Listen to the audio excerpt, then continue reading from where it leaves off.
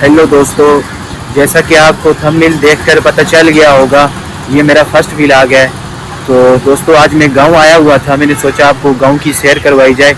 तो उससे पहले मैं आपको अपना तारुफ करवा दूं। मेरा नाम अहमद है और मैं हज़ारा के एक छोटे से गांव से ताल्लुक़ रखता हूं। तो दोस्तों, आप देख सकती हैं मेरे गांव के नज़ारे।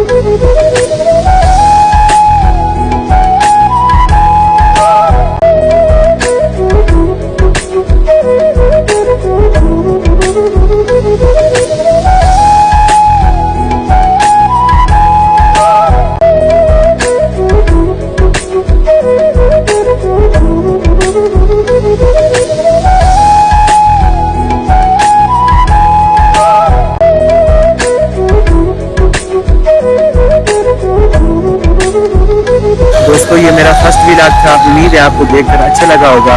ऐसे ही व्लॉग देखने के लिए मुझे सब्सक्राइब ज़रूर करना।